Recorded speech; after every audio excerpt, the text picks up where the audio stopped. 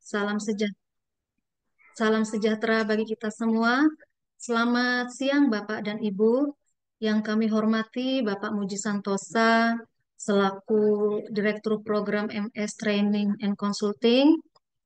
Puji syukur kehadirat Tuhan Yang Maha Esa karena pada hari ini Senin 13 Mei 2024 kita masih diberikan kesehatan juga kesempatan untuk kembali bersama-sama di kelas webinar Muji Santosa Training and Consulting, di mana hari ini kita akan membahas materi terkait pemeriksaan dan pengendalian mutu pekerjaan konstruksi gedung, di mana materi ini akan disampaikan oleh Bapak Samsunan STMT. Beliau seorang dosen pada Fakultas Teknik Universitas Teguh Umar Meloboh Aceh. Kemudian kalau melihat dari pengalaman serta kompetensi yang beliau ikuti sangat banyak ya Pak terkait konstruksi. Salah salah tiganya yang saya baca ini asesor jasa konstruksi, trainer jasa konstruksi, kemudian beliau juga sudah mengikuti diklat hukum kontrak konstruksi. Tentunya sangat terkait dengan materi kita sore hari ini, dan mudah-mudahan yang disampaikan ini bisa menambah wawasan pengetahuan kita. Baik, Bapak dan Ibu sekalian, sebelum kita memulai kegiatan, seperti biasanya saya akan menyampaikan tata cara terkait webinar kita siang ini. Yang pertama, narasumber akan menyampaikan materi selama kurang lebih 45 menit, kemudian akan dilanjutkan dengan diskusi serta tanya jawab. Bapak dan Ibu dapat menyampaikan pertanyaan dengan mengklik tombol raise hand atau melalui tombol chat. Kemudian setelah narasumber menyampaikan materi, akan disampaikan link post test pada kolom chat.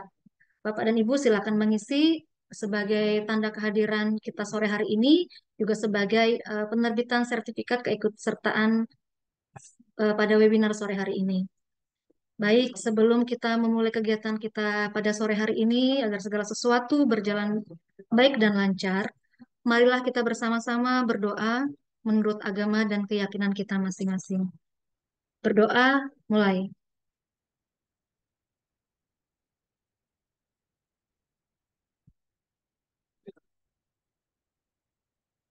Berdoa selesai.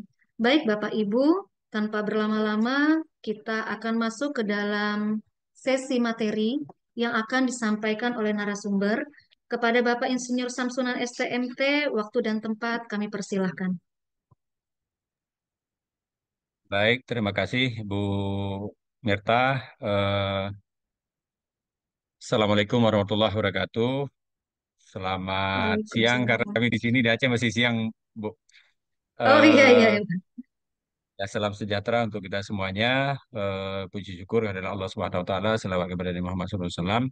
Yang saya hormati ada Pak Muji Santosa, Bapak dan Ibu peserta, terutama sekali Ibu Mirta selaku moderator pada siang menjelang sore hari ini.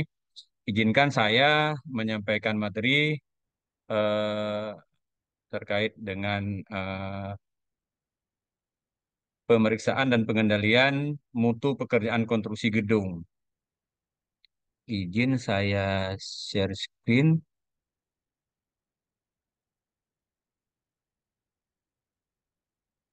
Udah nampak, Bu? Nampak, Pak? Oke, baik. Terima kasih. Ini merupakan kebanggaan bagi kami Universitas Bumar. Memang baru satu gedungnya, tapi gedungnya unik karena gedung bentuk huruf U. Dan yang kita bahas hari ini juga terkait masalah pengendalian mutu konstruksi bangunan gedung. Eh, Sebagaimana sudah disampaikan oleh Bu Mirta tadi, eh, saya memang salah satu dosen pada Prodi Teknik Sipil Universitas Teguh Umar. Dalam hal penyampaian pemeriksaan dan pengendalian mutu pekerjaan konstruksi bangunan gedung ini dimulai dari tahun 2022, 2002.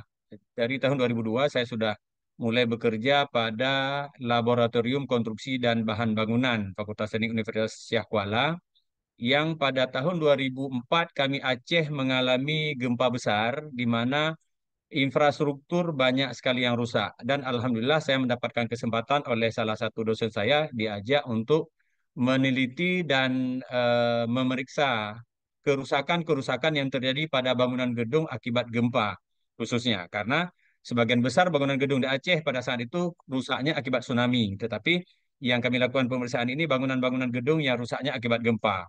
Kemudiannya juga saya juga mendapatkan kesempatan untuk melakukan pemeriksaan mulai dari material sampai dengan hasil pelaksanaan konstruksi pasca rehab rekon di Aceh. Nah, ini yang menjadikan mungkin sedikit kita berbagi informasi pada siang menjelang sore hari ini. Kalaupun yang saya sampaikan dalam materi nanti mungkin ada sedikit lebih dan kurangnya, di luar dari itu kita mungkin kita akan sama-sama sharing untuk berdiskusi lebih banyak nanti terkait apalagi masalah pelaksanaan konstruksi bangunan gedung.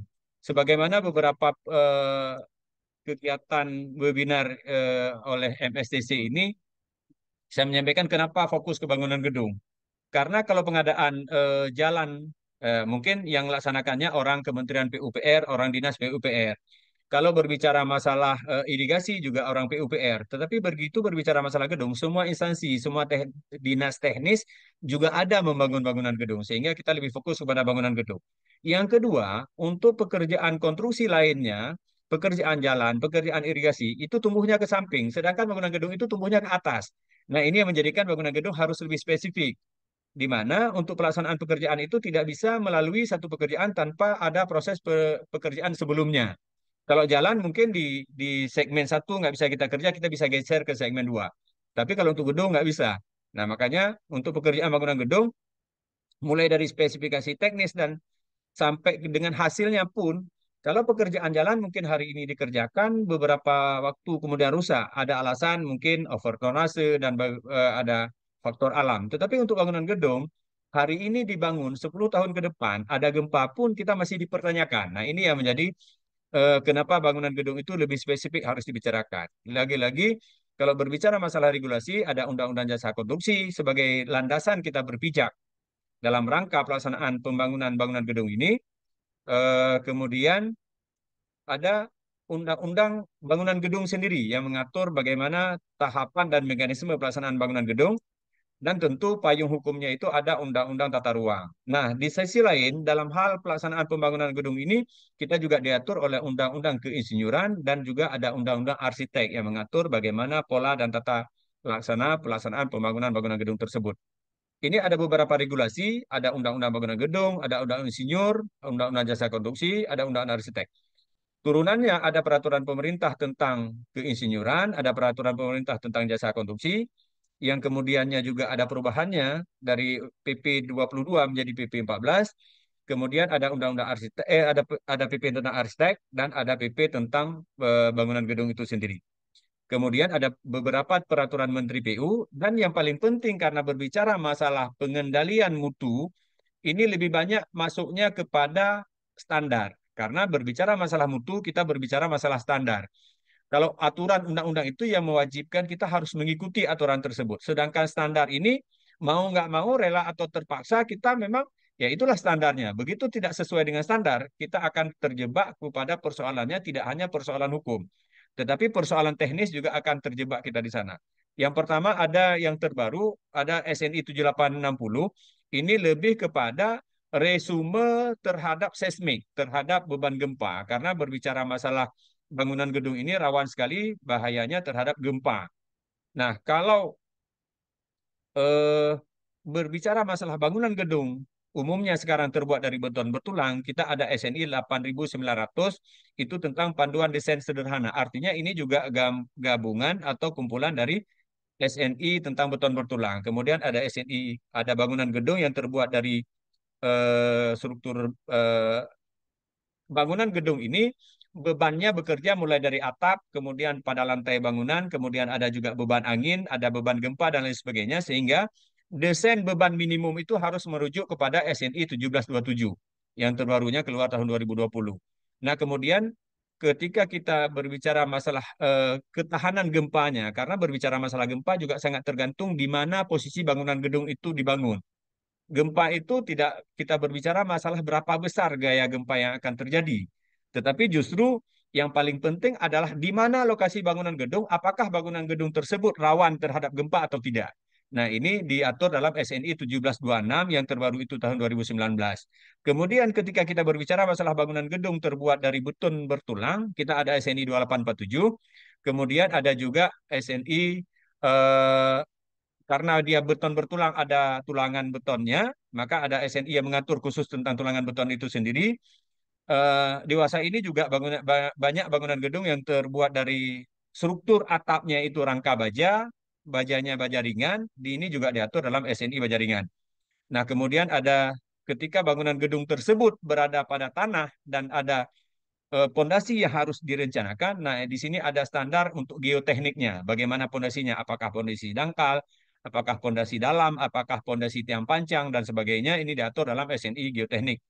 Kemudian tentu beton sendiri yang kita desain untuk bangunan gedung itu memang sudah diatur dalam SNI 2847 ini, tetapi di sini ada juga beberapa SNI sebelumnya. Ya, saya lewatkan saja. Nah, ini coba kita lihat video berikut.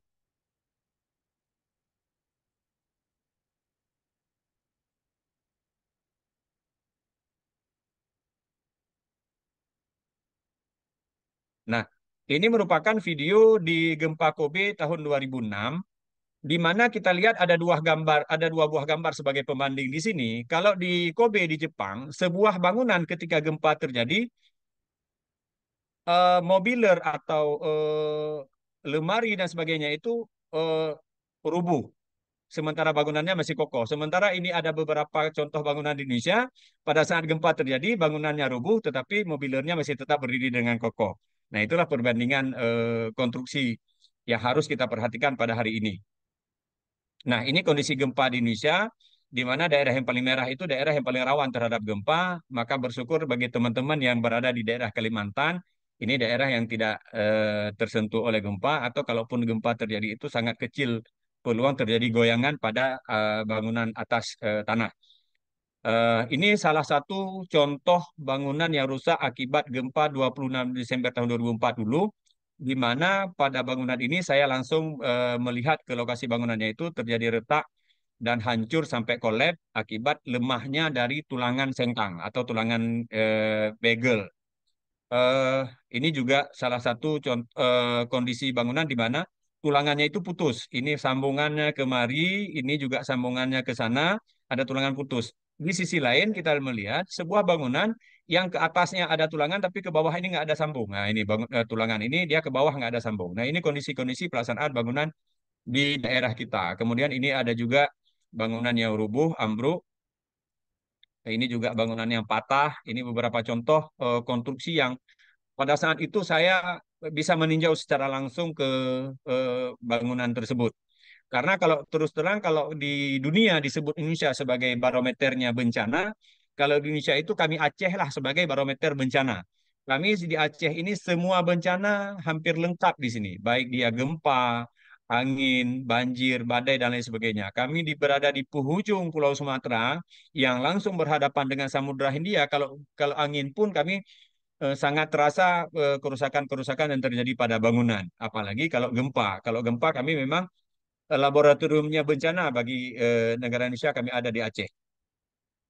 Nah, ini sebagaimana dalam Undang-Undang Bangunan Gedung disebutkan bahwa bangunan gedung itu merupakan konstruksi yang di dalamnya ada manusia berkegiatan, baik untuk hunian, agama, sosial, budaya, maupun kegiatan khusus. Nah, penyelenggaraannya harus mengikuti proses perencanaan teknis dan pelaksanaan konstruksi yang sesuai dengan standar dan kaidah yang berlaku.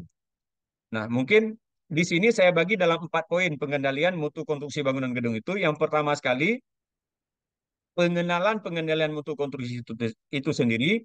Yang kedua, bagaimana perencanaan mutu konstruksi. Yang ketiga, pemeriksaan mutu konstruksi. Dan yang keempat, pengendalian mutu konstruksi. Nah, di sini mulai dari bagaimana pengendalian mutu konstruksi itu sendiri, karena setiap jenis konstruksi itu tentu punya identitas berbeda-beda. Contohnya jumlah lantai bangunan, kemudian jarak antar kolom, jarak antar tiang pada bangunan ini sangat berpengaruh terhadap pendimensian lebar atau pendimensian terhadap elemen-elemen konstruksi tersebut. Apakah dia elemen konstruksi balok maupun elemen konstruksi kolom. Nah, ini sangat tergantung kepada beban-beban yang akan bekerja, termasuk juga fungsi dari bangunan itu. Makanya kalau kita berbicara masalah kegagalan bangunan, itu bisa jadi dikarenakan oleh kesalahan dalam perencanaannya, bisa jadi kesalahan dalam pelaksanaan dan pengawasannya, maupun kesalahan dalam pemanfaatan. Jadi kita tidak hanya serta-merta menyalahkan penyedia jasa pekerjaan konstruksi, tetapi juga eh, terutama teman-teman dari dinas pendidikan misalnya. Awalnya apa namanya ruangan direncanakan untuk bangunan ruang kelas. Tiba-tiba karena ada pengadaan buku, sementara pustakanya nggak ada, kemudian ruang kelas itu dialihfungsikan menjadi pustaka. Nah, ini akan ada perubahan beban yang signifikan dari beban ruangan kelas, dari perencanaannya, kemudian menjadi beban buku yang begitu berat dan bertumpuk pada satu titik. Nah, kemudian ketika dimensi-dimensinya sudah didesain oleh konsultan perencana, oleh ahli struktur, dia juga akan merencanakan berapa mutu betonnya, berapa mutu bajanya. Nah, tentu di sini sangat tergantung kepada kondisi alam di sekitar juga. Untuk mendapatkan mutu beton yang tinggi, mungkin daerah-daerah tertentu kesulitan materialnya. Daerah-daerah tertentu mungkin materialnya sangat bagus, tetapi semennya lebih sulit. Nah, di sinilah letak seni dalam pelaksanaan konstruksi. Bahkan lebih parah lagi, jangan-jangan konsultan perencananya tidak melakukan survei ke lapangan, dia tidak tahu bagaimana atau desainnya prototipe. Satu desain berlaku untuk semua, misalnya bangunan sekolah, sekolah SMA, tingkat provinsi. Didesain untuk daerah A, kemudian diimplementasikan ke seluruh daerah. Bisa jadi di daerah tertentu mutu beton itu sulit didapat. Nah, ini juga persoalan yang harus dimodifikasi pada tahap pelaksanaan di lapangan. Kemudian prinsip analisis strukturnya itu sendiri juga dia harus mempertimbangkan sampai dengan beban kinerja yang bagaimana, kemudian dengan kondisi seismik atau pengaruh gempa yang bagaimana yang akan berpengaruh di sana. Sehingga di sini kalau berbicara masalah pengendalian mutu ini, teman-teman yang ketika pelaksanaan pembangunan bangunan gedung ini sangat cocok atau sangat bagus kalau seandainya memanfaatkan teman-teman yang punya skill atau dinas-dinas teknis untuk menjadi tim teknisnya atau tim ahli untuk memberikan penjelasan atau sedikit mencermati terkait perencanaan yang sudah direncanakan oleh konsultan perencana. Apalagi dengan undang-undang bangunan gedung, dengan peraturan pemerintah tentang bangunan gedung, mewajibkan adanya persetujuan bangunan gedung, di sini tim profesi ahli atau TPA sebenarnya juga sudah memberikan kepastian hukum atau menjamin terhadap apa yang sudah direncanakan oleh konsultan perencana tersebut. Nah, di sini kalau berbicara masalah mutu beton, karena bangunan gedung yang utama sekali bekerja itu adalah beton. Lah, hampir 60%, hampir 60% bagian dari konstruksi bangunan gedung itu biayanya itu terserap untuk beton bertulang. Nah, beton itu sendiri sangat tergantung kepada mutu rencananya. Nah, mutu rencananya itu kalau dalam SNI 2847 disebutkan dalam satuan MPa, dalam satuan megapascal, itu beton minimal mutunya 17 MPa. Nah, 17 MPa ini sudah termasuk dalam beton struktural. Kalau di bawah 17 MPa ini termasuk beton non struktural, beton yang hanya sekedar untuk lantai dan lain sebagainya. Tetapi kalau untuk struktural, apalagi sistem pemikul momen beton normal atau dinding khusus itu minimal 21 MPa. Katakanlah untuk dinding geser pada eh, box lift atau pada rumah lift. Nah, atau pada dinding geser tempat-tempat lain itu minimal 21 MPa. Nah, ini batasan-batasan minimal yang disampaikan dalam SNI. Sedangkan batasan maksimum tidak ada. Apalagi sekarang dengan beton mutu tinggi atau high strength concrete itu sekarang sudah bisa didesain sampai lebih dari 100 MPa bahkan. Nah, kemudian karena kita berbicara masalah beton bertulang, beton itu hanya kuat menerima beban tekan. Sementara kalau ditarik, beton itu nggak kuat ya. Beton kalau ditarik dia langsung lepas. Sehingga yang memberikan kekuatan terhadap tadi adalah tulangan bajanya, besi tulangannya itu. Makanya kalau kita merujuk kepada SNI 2052, itu tulangan besi sekarang itu ada BJTP 24. Ini baja polos. Kalau baja ulir itu BCTS. Artinya kalau P itu polos, kalau S itu sirip. Nah, itulah kira-kira sebagai pembanding atau pembedanya. Di awal tadi, kenapa saya sebutkan beberapa SNI? Karena terus terang, teman-teman dari instansi, ketika pengadaan bangunan gedung, tentu ada RKS, tentu ada spesifikasi teknis yang dikeluarkan oleh konsultan perencana. Tidak jarang saya mendapatkan RKS itu copy paste. Dari tahun-tahun berapa itu copy paste terus. Kalau berbicara masalah beton, standarnya itu NI 71. Sementara kita sudah berada di tahun 2024, masih menggunakan NI 71. Padahal aturan itu sudah beberapa kali terjadi perubahan seiring dengan perkembangan zaman dan perubahan waktu, serta kondisi terkini. Nah, ketika kita menggunakan SI 71, tentu itu peraturannya tidak update lagi.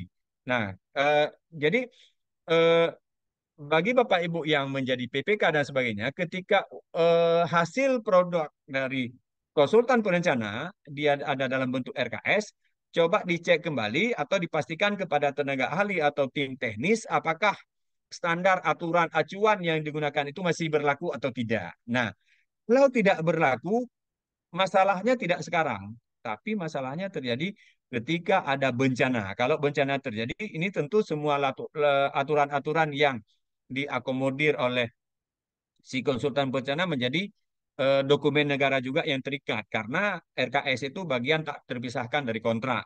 Nah, makanya dalam hal baja ini juga standarnya mengikuti standar SNI 2052 di mana standar kuat tarik ya karena baja itu berbicara masalah kuat tarik baja minimum itu kalau baja polos itu 203 ada BJTP 24 ada BJTP 30. Kalau besi ulir ada BJTS 35 ada BJTS 40. Nah, tentu di sini kekuatannya juga berbeda atau kuat tarik atau titik lelehnya. Karena untuk berbicara masalah uji tarik baja itu uji uji tarik leleh. Nah, kalau kita melihat bagaimana cara quality controlnya, setiap pelaksanaan bangunan itu tentu harus ada pengendaliannya. Pengendaliannya dalam bentuk quality control. Sama seperti Pak Muji Santosa sering menyampaikan mata dan 4R. Ini pengendalian proses pengadaan barang dan jasa. Nah, ketika jasa yang diadakan itu berupa jasa konstruksi, jasa pelaksanaan konstruksi, yang salah satu materialnya adalah beton bertulang, nah quality control mutu beton juga perlu diperhatikan. Mulai dari perencanaan mutunya tadi, kepada pelaksanaan pengecorannya sampai dengan pasca konstruksinya. Di mana setelah bangunannya dibangun, tidak hanya sekedar perawatan, tetapi pembebanan juga harus diperhatikan. Jangan sampai terjadi overload dan lain sebagainya. Nah, tentu di sini quality controlnya itu mulai tahap perencanaan duluan. Nah, ketika perencanaan itu yang paling banyak kejadiannya memang terjadi perbedaan pendapat antara orang sipil dengan orang arsitek. Kadang-kadang orang arsitek lebih menonjolkan arsitekturalnya, sementara orang sipil mengatakan, oh itu nggak bisa dibangun dan sebagainya. Logikanya setiap perencanaan itu mau nggak mau harus dibangun, harus bisa, tidak ada cerita tidak bisa. Cuma nanti konsekuensinya tentu ke biaya dan lain sebagainya. Ini ada konsekuensi sehingga nanti kita mendapatkan equilibriumnya, sehingga kita mendapatkan titik temunya antara seni dengan kekuatan. Nah, ini harus harus kedua-duanya diperhatikan. Nah, kemudian juga pelaksanaannya. Dalam tahap pelaksanaan, kita perlu mengendalikan baik dia mutu betonnya, mutu bajanya, dimensi betonnya, dimensi selopnya, dimensi baloknya, kemudian dimensi tulangannya juga. Apakah sesuai dengan standar atau tidak. Nah, semuanya harus kita pastikan. Dan yang terakhir, kita mengevaluasi setiap hasil dari pekerjaannya. Baik evaluasi terhadap beton segar yang baru selesai di diaduk, kemudian betonnya dicor, hasil cornya itu ada sebuah uji pembanding, kemudiannya juga kalau memang diperlukan bahkan kita melakukan uji langsung pada hasil konstruksinya. Nah, ini juga hal-hal yang harus kita perhatikan pada pelaksanaan sebuah konstruksi. Nah, persoalannya tidak sederhana. Mungkin kalau kalau kalau untuk pekerjaan pengadaan barang, kalau memang barangnya nggak sesuai, tinggal direject, datang barang baru, nggak ada masalah. Tetapi ketika berbicara masalah konstruksi, ketika pekerjaannya di reject, persoalannya tidak semudah seperti kita beli barang. Produksi beton yang sudah dirakit, yang sudah dibangun, sudah selesai, tiba-tiba di reject atau tidak sesuai mutunya, harus dibongkar. Ini membutuhkan waktu dan biaya yang luar biasa. Sehingga tidak hanya menyebabkan kepada kerugian material, kerugian biaya, tetapi justru di luar dari itu yang paling penting adalah waktu yang dibutuhkan. Ketika pengadaan jasa konstruksi untuk menghasilkan sebuah bangunan gedung, yang bangunan gedung itu kita rencanakan bulan 12 sudah selesai, tiba-tiba bangunan gedung itu harus dibongkar dan sebagainya, sehingga butuh waktu yang lebih lama lagi. Nah, bahkan tidak jarang juga kita melihat sebuah konstruksi yang proses pelaksanaannya juga kadang-kadang terkendala pada saat pengecoran, karena pada saat pelaksanaannya eh, penyangganya atau sokongannya tidak bagus, ketika ngecor tiba-tiba ambles, tiba-tiba ambruk. Nah, ini tidak hanya merugikan materialnya, bahkan kadang-kadang merenggut nyawa, tetapi jauh lebih penting waktu yang dibutuhkan jauh lebih lama lagi. Nah, ini persoalannya. Nah, saya akan lebih mempersempitnya karena kita lebih fokus kepada bangunan gedung dan umumnya bangunan gedung kita terbuat dari beton bertulang. Kenapa bangunan gedung terbuat dari baja saya tidak terlalu memperhatikan? Karena baja itu produksi dari pabrik. Kalau beton bertulang, produksi kita sendiri. Kalau baja produksi dari pabrik, mutunya sudah terukur, dimensinya sudah terukur, tinggal bentuknya bisa dimodifikasi di workshop. Tetapi kalau beton, beton itu materialnya kita adakan sendiri, kemudian bentuknya kita rencanakan sendiri, kemudian pengadukannya kita buat sendiri, semuanya kita lakukan sendiri. Beton itu terbuat dari semen, pasir, kerikil, dan ada juga yang mencampur dengan bahan campuran lainnya. Nah, mungkin kekuatan beton itu dipengaruhi oleh yang pertama sekali kekuatan material. Makanya pada saat saya diminta menjadi ahli oleh teman-teman APH, ditanya, kenapa beton ini nggak bagus mutunya? Apakah kurang semen? Saya bilang tidak. Saya tidak boleh menjustifikasi bahwa sebuah konstruksi bangunan gedung atau beton itu dia tidak bagus itu karena kurang semen. Tidak semata-mata. Yang pertama, itu material yang digunakan. Apakah mutu materialnya bagus atau tidak? Ketika mutu materialnya bagus, maka salah satu aspek sudah terpenuhi. Sebagus apapun pelaksanaannya ketika mutu materialnya nggak bagus, maka betonnya tidak akan bagus. Yang kedua, komposisi campurannya. Setiap kita ingin merencanakan membangun sebuah bangunan gedung, tentu ada komposisi campuran yang dikeluarkan oleh laboratorium. Berdasarkan uji materialnya, pasir, kerikil, maka campuran untuk mutu sekian, perlu semennya sekian, perlu airnya sekian, perlu pasirnya sekian, perlu kerikilnya sekian. Ketika posisi ini salah, maka butuh-butuhan tidak akan bisa didapatkan dengan baik. Samalah seperti ibu-ibu ketika dia ingin membuat kue. Ketika kue yang akan dibuat itu dia taruh gula sebanyak-banyaknya, belum tentu ketika gulanya banyak itu kue akan manis. Belum tentu dengan gulanya itu banyak kue akan bagus. Nah, demikian juga halnya dengan beton. Komposisinya itu harus sesuai. Kemudian metode pencampurannya, mengaduknya itu. Ini juga salah satu faktor yang akan mempengaruhi mutu beton. Kemudian metode pelaksanaan, baik dia pada saat menuangkannya, kemudian pada saat pemeliharaannya. Ini juga sangat berpengaruh. Menuang pada kolom tiang, tiang yang tingginya sampai 4 meter. Tiba-tiba dituang langsung dari atas.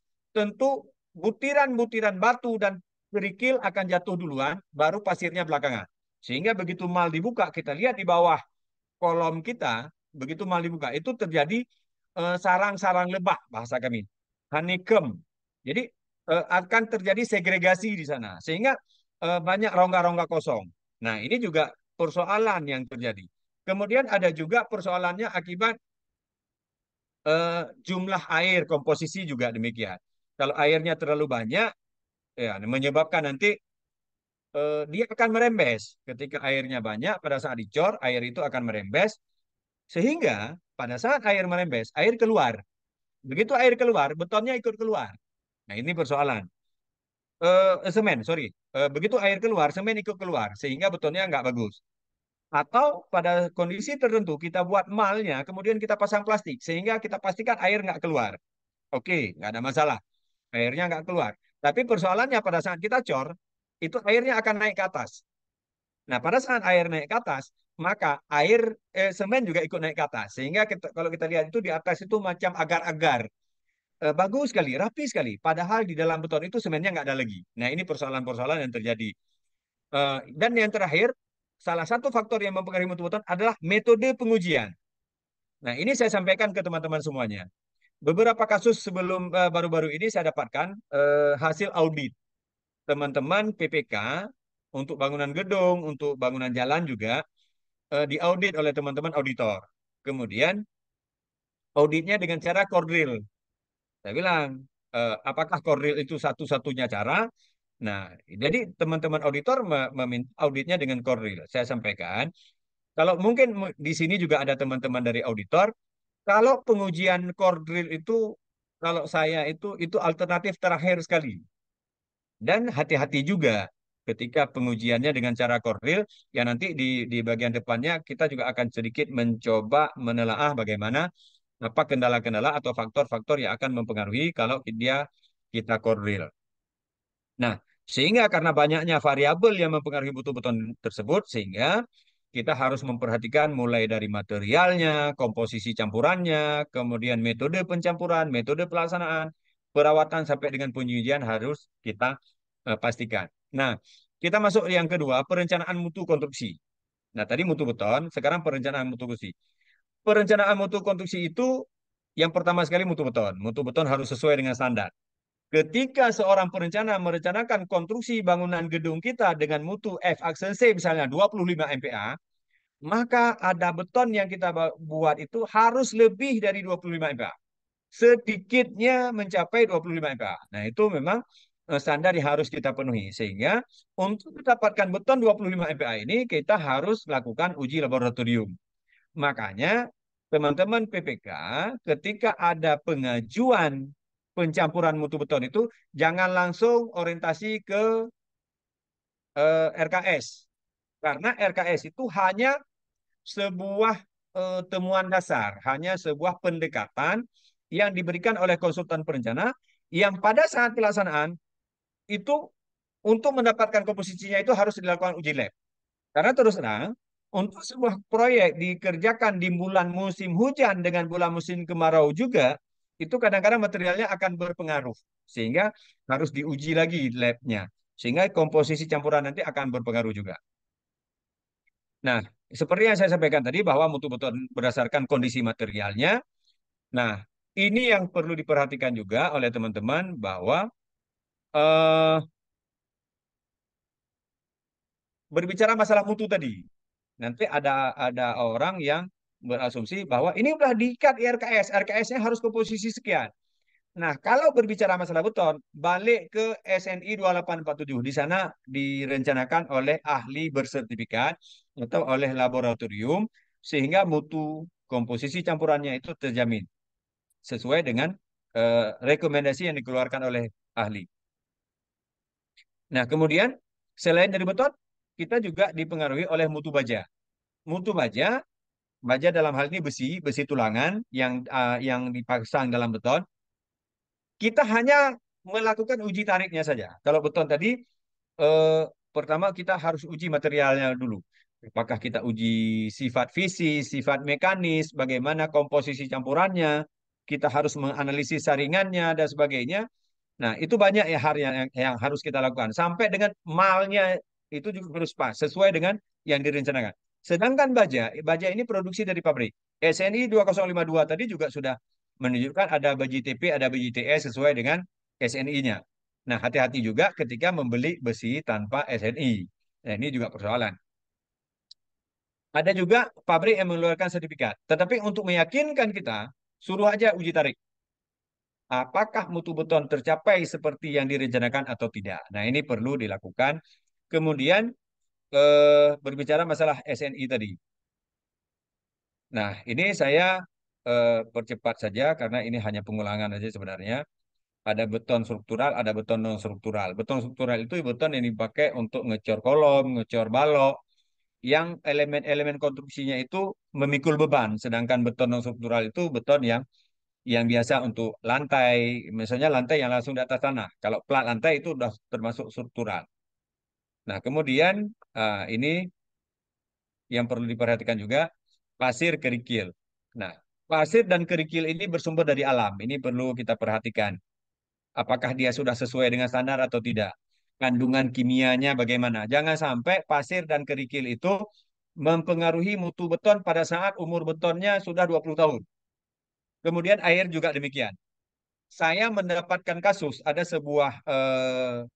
bukan sebuah, ada beberapa bangunan gedung di satu lokasi yang dulu dibangunnya pasca rehab Rekon Aceh. Apa yang terjadi? Hari ini hampir seluruh bangunan yang dibangun dari tahun 2005 sampai 2008 tersebut, hari ini sudah keropos. Pada saat itu tidak ada yang memprediksikan bangunan tersebut angka keropos, tapi hari ini bangunan tersebut sudah keropos. Sehingga saya memberikan pendapat ini kemungkinannya pengecorannya pada saat itu menggunakan air setempat. Karena terus terang pada saat itu kita masih terkendala dengan wetching plant. Wetching plant tidak sebanyak sekarang. Sehingga penggunaan air setempat bisa jadi mempengaruhi mutu beton. Sehingga pada saat umur dia sudah 20 tahun sekarang, atau 15 tahun sekarang, dia sudah mulai keropos. Nah, ini persoalan. Kemudian, semen juga demikian. Dan kalau memang ada zat tambahan, ya sangat tergantung pada zat tambahan. Nah, kalau air ditambah dengan semen menjadi pasta semen, air tambah semen tambah agregat menjadi mortal, agak halus. Tapi kalau sudah ditambah dengan agregat kasar baru menjadi beton. Nah, kita tahu bahwa beton itu kuat menerima gaya tekan, tetapi sangat kecil menerima gaya tarik. Beton ketika ditarik dia lepas. Sehingga untuk struktur bangunan gedung kita kombinasikan antara beton dengan tulangan sehingga disebut dengan beton bertulang. Nah, desain kekuatan beton itu sendiri dipengaruhi oleh semen, kemudian agregatnya, susunan butirannya, apakah banyak kasar, banyak halus. Disinilah yang memberikan kombinasi berapa persen pasir, berapa persen kerikil. Ada yang menyebutkan campurannya 1, 2, 3. Satu bagian semen, dua bagian pasir, tiga bagian kerikil. Mohon izin.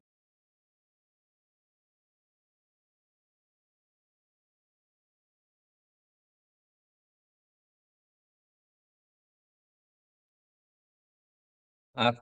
Eh, jadi susunan butiran ini sangat berpengaruh kepada mutu beton. Kalau terlalu banyak kasar harus ditambah agregat halus. Kalau terlalu banyak halus dikurangi persentasenya ditambah agregat kasarnya. Kemudian pengaruh yang lain juga air, bahan aditif juga berpengaruh. Bahan aditif ini sangat tergantung kepada fungsinya untuk apa. Ada bahan aditif yang fungsinya untuk mempercepat pengerasan. Ada yang memperkuat, macam-macam dia. Kemudian perlu juga diperhatikan perbandingan campuran tadi.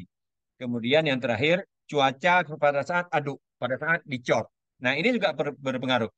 Saya punya pengalaman ketika ngecornya pada saat panasnya terik luar biasa. Pada saat panas terik luar biasa, begitu dicor, sebentar sudah crack, sudah retak. Retaknya retak rambut. Karena kenapa? Karena terlalu panas. Saya bilang ke tukang untuk tambah air.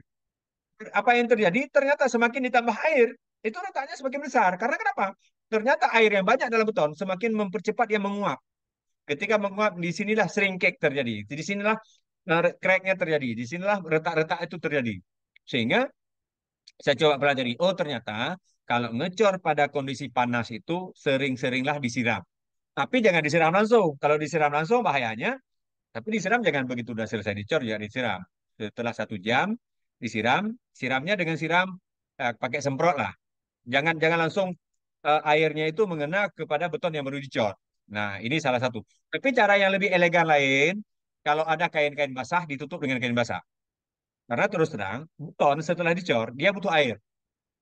Ketika butuh air, dia nggak bilang ke kita kapan air itu butuh. Sehingga kita harus menyediakan air standby di kain basah. Ketika kainnya basah, kapan perlu dia tinggal diserap. Dia tinggal diserap. Kalau zaman dulu ada goni-goni yang dari serat tapis, boleh juga. Tapi sekarang juga udah sulit. Nah, atau paling tidak ditutup pakai sak semen.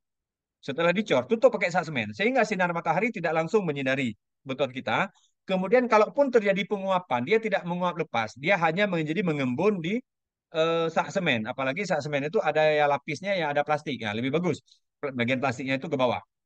Nah, ini cara-cara untuk bagaimana pengecoran pada kondisi cuaca yang ekstrim. Nah, setelah kita mengenal bagaimana pengendalian mutu konstruksi, kemudian pengenalan mutu konstruksi itu sendiri, kemudian ini pengendalian mutu konstruksinya. Eh, Pertama kita uji selam. Ini kalau tadi kita berbicara masalah beton yang berasal dari semen, tambah air, tambah pasir, tambah kerikil, kita aduk, itu komposisinya sesuai dengan mutu rencana. Begitu komposisinya sesuai dengan mutu rencana, kita aduk sesuai dengan standar yang berlaku. Setelah kita aduk, kita jangan langsung percaya apakah beton kita sesuai tidak dengan mutunya. Uji yang pertama itu uji selam. Uji selam itu diperlukan untuk memang pada dasarnya mengetahui keenceran dari beton. Karena beton kalau terlalu encer mudah dalam pekerjaan. Tetapi ketika beton terlalu encer, air itu mudah untuk keluar. Ketika air keluar, masalahnya tidak di air. Semen ikut bersama dengan air, itu masalahnya. Ketika semen ikut bersama dengan air keluar, sehingga airnya tidak ada lagi dalam beton. Saya pernah diminta untuk periksa sebuah pelataran parkir terminal. Sebuah terminal, pelataran parkirnya itu dicor beton bertulang. Ketika dicor beton bertulang, selang berapa tahun, ini sudah mulai mengelupas. Kemudian diperiksa. Ternyata mutu betonnya itu tidak mencapai seperti yang direncanakan. Katakanlah mutu beton rencananya K300, itu nggak sampai K200. Setelah saya uji, ternyata mutu betonnya itu nggak sampai. Nah, saya itu sampai ke sidang, dibawa sampai ke sidang. Apa yang terjadi pada saat sidang? Saya ditanya oleh pelaksananya, apakah pengecoran secara langsung pada atas sana, di atas pasir, apakah mempengaruhi mutu beton nggak? Ternyata berpengaruh. Karena kenapa? Karena air semennya turun tadi. Nah, uji selam ini diperlukan untuk kalau ternyata betonnya terlalu kental, nanti susahnya pada saat pelaksanaan. Karena betonnya nggak padat. Nah, ini komposisi selamnya ini juga sesuai dengan uji rencana. Kemudian pengujian hasil pencampuran. Bagaimana pengujian hasil pencampuran? Dibuat benda uji sesuai dengan standar. Ada benda uji sesuai dengan standar itu silinder yang diameternya 15 cm, tingginya 30 cm. Setiap pengecoran diambil sampel benda ujinya, yang sebagian dicor ke sana, yang sampel benda ujinya diambil. Sampel benda uji inilah dibawa ke laboratorium pada umur beton tercapai. Kapan umur beton tercapai? Umur 24 hari, 28 hari. Ketika 28 hari diuji. Tetapi kadang-kadang ada orang yang sebagai kontrol, dia uji umur 7 hari. Boleh. Menguji umur 7 hari itu dengan memprediksikan bahwa kalau umur 7 hari, beton itu tercapai kekuatannya berapa persen. Sehingga bisa diprediksi. Kalau 28% tercapai enggak. Kemudian uji tarik baja. Uji tarik baja seperti saya sampaikan tadi. Ketika tulangannya sudah diorder besinya, diambil sampelnya, dibawa ke laboratorium. Kemudian uji tarik. Apakah mutunya tercapai atau tidak. Nah, kemudian baru pengujian atau pengecekan lainnya. Pengecekan lainnya apa? Misalnya besinya korosi atau tidak. Kemudian bagaimana pada saat menyambung besinya, sambungannya itu sesuai atau tidak. Kemudian jarak sengkangnya sesuai atau tidak.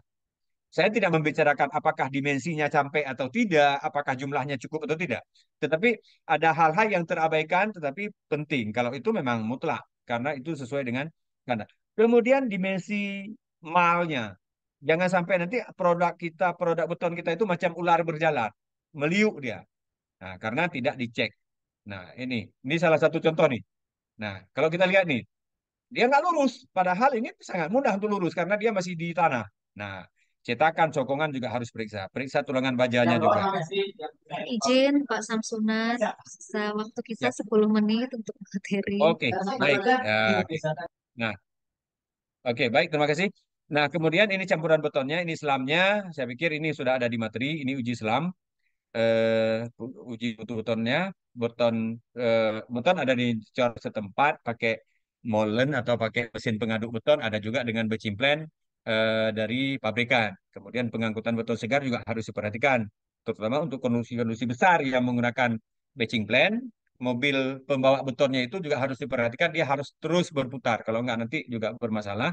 Kemudian yang paling penting seperti saya sampaikan di awal ini, pada saat pengecoran pada kolom, ketinggian jatuhnya itu tidak sampai lebih dari 1,5 atau 2 meter. Kalau lebih dari itu, kerikilnya akan bertumpuk di bawah. Solusinya bagaimana? Solusinya pakai pipa tremi. Nah, pipa tremi dicor dari atas, dia masuk ke pipa. Dia masuknya itu menyatu. Nah, sampai ke bawah. Kemudian retak-retak tambun ini saya mempercepat saja. Nah, ini dokumentasi. Ya, ini yang paling penting apa namanya?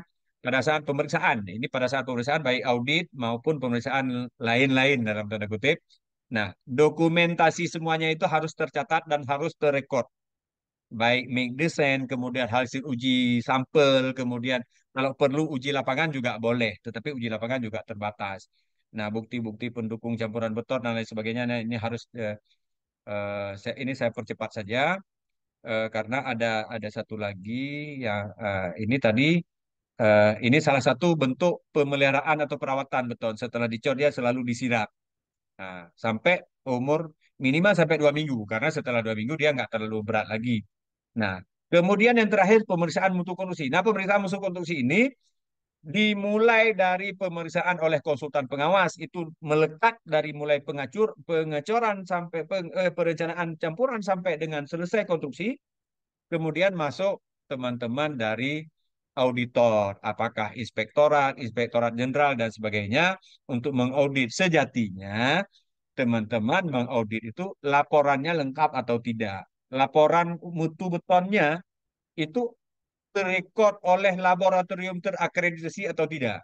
Ini saya juga melihat banyak teman-teman auditor itu sampai menguji kembali. Nah, boleh-boleh saja silahkan. Tapi ingat bahwa yang uji itu adalah ahli di bidangnya. Jangan sampai diuji sembarangan.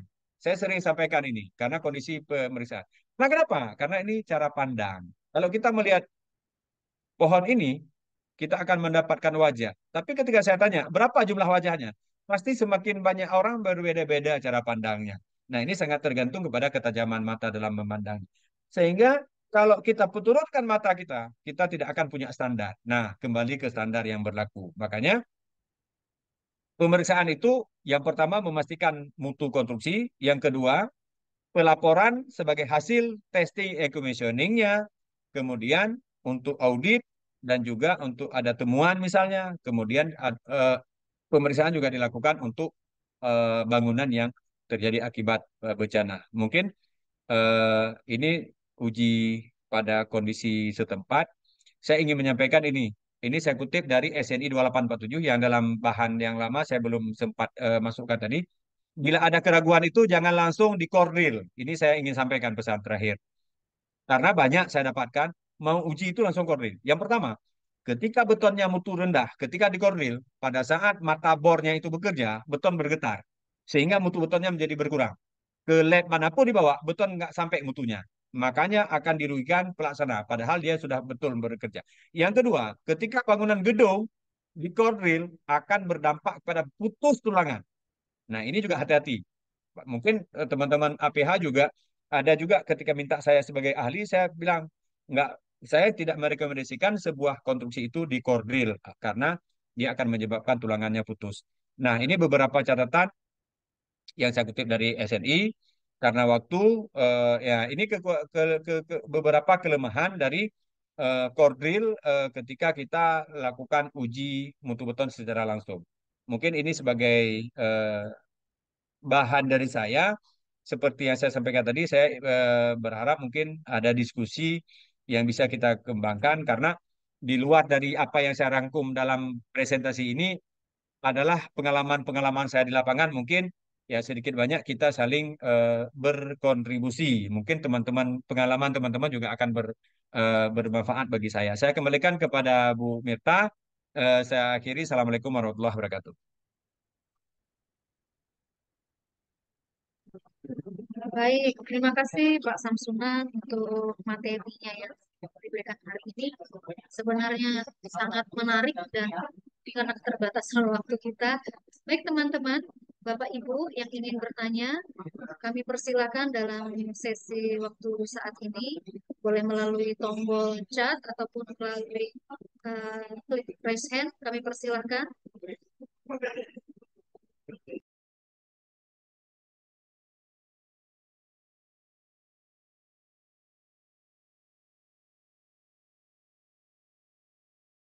Masih Masih mencari mencari pertanyaan ini mungkin Pak Samsul. Dan materinya cukup berat ya Pak hari ini. Baik Bapak Ibu, Kalau silakan. kalau berbicara masalah beton memang ada yang ringan, Bu. Wih, betul Pak. Saya mendengar dari tadi, wah ini karena saya bukan latar belakang teknik, tapi apa namanya cukup menarik juga Pak. Berapa SKS ini kira-kira Pak? Ini untuk satu Baik Bapak mata Ibu, kuliah struktur beton-betulan. eh, sudah masuk satu mata kuliah ya Pak ya, 45 menit. Baik Bapak Ibu, silakan ada yang ditanyakan. Silakan baik melalui tombol chat maupun raise hand. Tetangga saya Pak Ada Bowo yang mungkin ada yang mau ditanyakan. ada yang resen, Bu. Oh, oh ada. Mana saya kok nggak lihat ya? Siapa Pak? Siapa? Oh, izin. Ada yang reset? Oh, oh ini Ji, Bu, Silakan, silakan, silakan Pak, silakan. Maaf dengan Pak siapa? Saya kok tidak bisa melihat di saya sini. dari Kabupaten Penajam Pasir Utara. Siap. Belum Dengan saya, Pak siapa Pak? saya saya biasa dipanggil Pak Iki, Bu. Siap Pak Iki. Silakan Pak Iki. Silakan pertanyaannya. Saya tidak mengikuti subnya dari awal, cuman ya ada beberapa hal yang mungkin bisa saya tanyakan. Kebetulan saya lagi di jalan ini, Bu, jadi nggak bisa ini nyalakan Ya silakan Pak. uh, Oke, oke. Silakan, silakan. ujian ujian uji halo ya ini terkait untuk pengujian uji untuk pekerjaan rigid, apakah harus dilakukan oleh kontraktor atau penyedia di awal sebelum kontrak atau dilaksanakan setelah SPMK diberikan?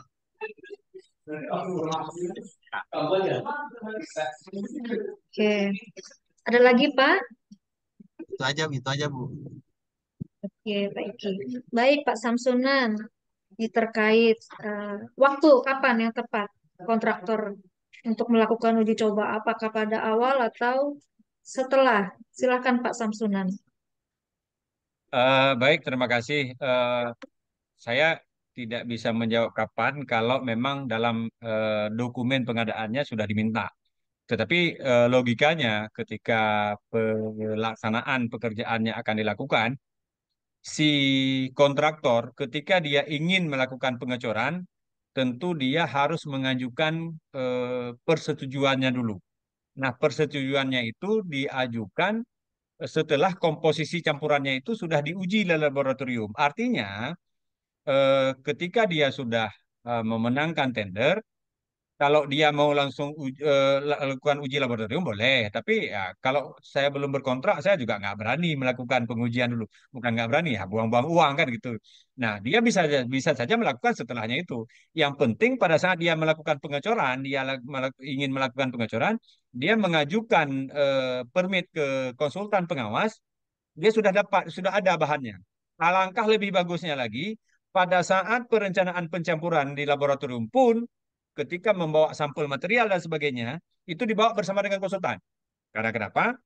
Tidak jarang saya juga mendapatkan kondisi bahwa material yang dibawa di laboratorium dengan material yang dibawa lapangan berbeda. Nah, ini juga persoalan. Karena kenapa? Dia hanya ingin mendapatkan komposisi campuran, dokumen komposisi campuran. Walaupun materialnya bukan material dia. Nah, ini hanya sekedar pemenuhan syarat administratif. Padahal ketika saya sudah berkontrak, saya sudah SPMK, lapangannya sudah ditunjuk, materialnya masuk, material itulah yang dibawa ke laboratorium. Nah, jadi tapi saya tidak bisa membatasi ini. Kalau dalam dokumen sudah diminta duluan, nah itu lain. Dalam dokumen sudah diminta duluan itu kan pemenuhan standar yang ada di dokumen. Kalau proyeknya besar, dia terlambat ingin mengajukan. Saya pastikan nanti ini nggak selesai. Saya harus minta dari awal. Oke, bahwa konstruksi saya berada di sini, teman-teman penyedia sudah memikirkan, oh lokasi terdekat mengambil sampel material itu dari sini. Udah sambil ambil terus sampelnya, bawa ke laboratorium uji. Karena bawa ke laboratorium ini juga bukan perkara yang sulit sebenarnya. Mencuri start lebih awal juga. Nah, kalaupun nggak dipakai, nggak ada masalah. Nah, saya pikir ini tidak tidak tidak terikat waktunya kecuali diminta dalam dokumen. Kalau diminta dalam dokumen saya tidak bisa memberikan rekomendasi karena sesuai dengan apa yang tertulis dalam dokumen. Tentu demikian.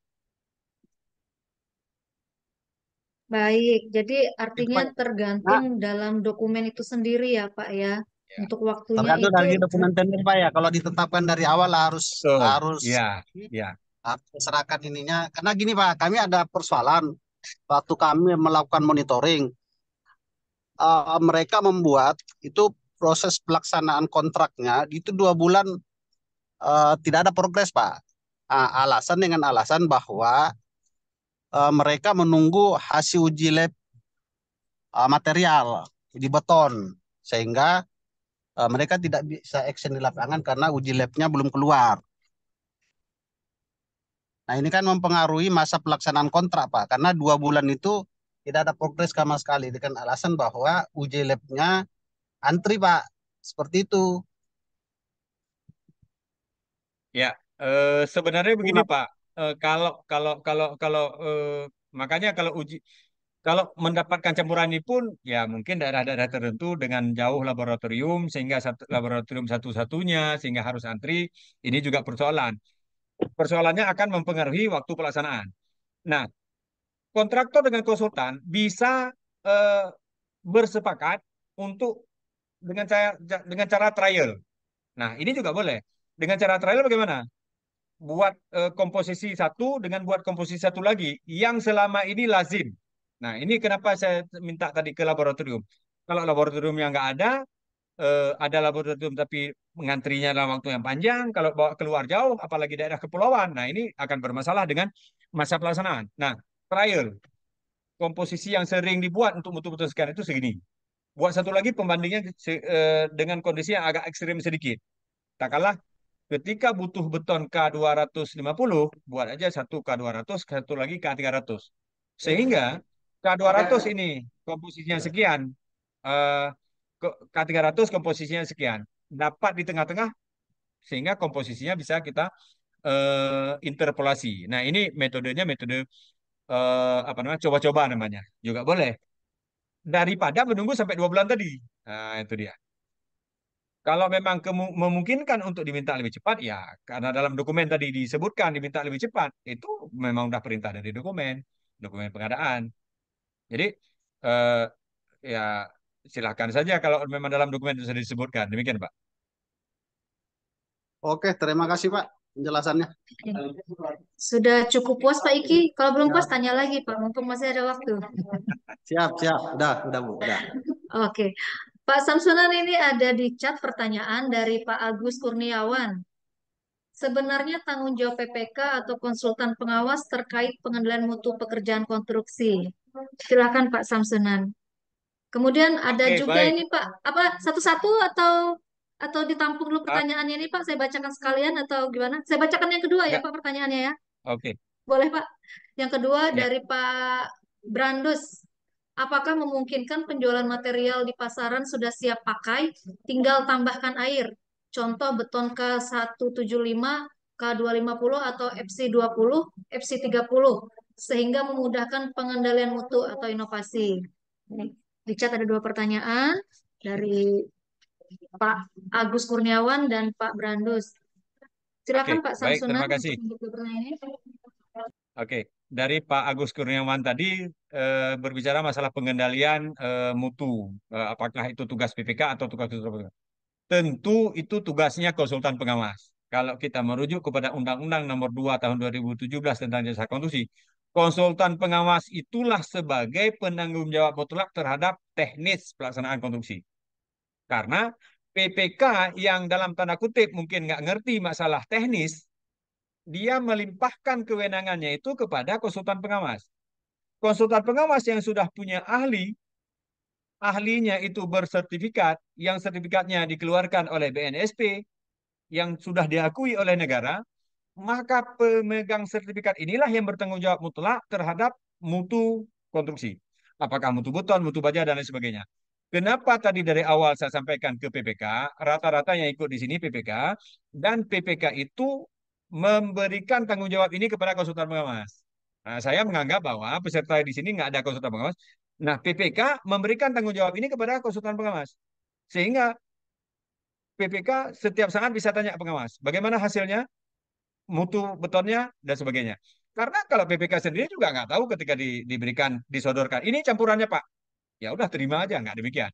Konsultan pengawas lah yang mengendalikan teknis lapangan. Makanya kalau ada masalah di kemudian hari pun, PPK sebenarnya kalau dia mendelegasikan kewenangan penuh kepada konsultan pengawas, maka dia bisa lepas. Karena kenapa? Konsultan pengawas dia terikat secara hukum karena dia punya badan hukum.